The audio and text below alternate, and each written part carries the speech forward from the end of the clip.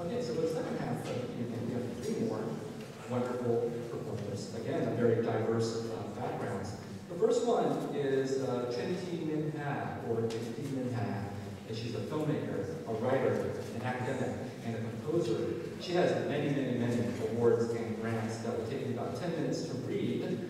So I'm just going to highlight a few of those fellowships that she's received from the Vietnamese Foundation, the National Endowment for the Arts, and the Rockefeller Foundation. She's made many films which have been very influential. And just to give you a sense of how influential, her films have been given over 36 retrospectives internationally in countries that include the US, the UK, Spain, the Netherlands, Slovenia, France, Germany, Switzerland, Austria, Japan, and Hong Kong. That's only the tip of the iceberg in terms of her accomplishments. So please welcome me. Please join me in welcoming Minh-Ha. I'm drawn to the poetic as an undefined genre, and something that is not confined to the poems, which is just one possibility.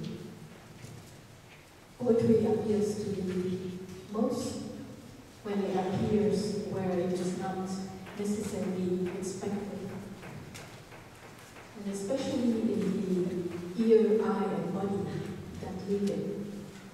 So rather than reading poetry that I have published before, I would like tonight to read from a book on the small and large rooms of our time, which I'm finishing. And so here are some fragments that touch on our collective memory. It's an event of walking and crawling for peace. Now is the time to take a walk in the twilight until darkness meets the walker in her walk. For years, she has been setting out. Already, she's on her way. No, not the routine march of the two lives, or an ending beginning finally, but the slow return to primal state through the light of precision, a multicolored gray whose time resists capture, and whose hues define every black and white formation. Wondering what might come her way, she heads forth, walks, stands, leaps, stops short, sees nothing, and sits on the side of the road, waiting until it catches its way under her feet again. Beware of the time of terror on her chien et loup, when wretched lords are taken for wolves. She must have tried to tell how, in between two lives, one can't be sure what exactly comes into sight.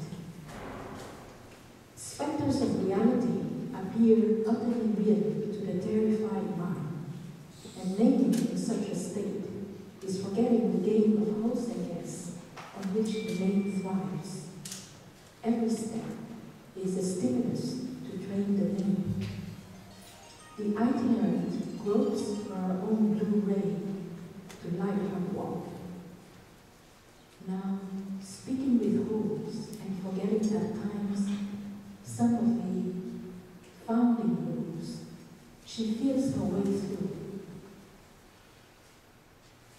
Sometimes walking, riding, speaking take the form of a vast present absence, whose telling is telling everything at once, including the telling itself. Reality unexpectedly bumps into her, catching her on the wall. In joy and hilarity, the path walks about, and everywhere she turns, it keeps her company.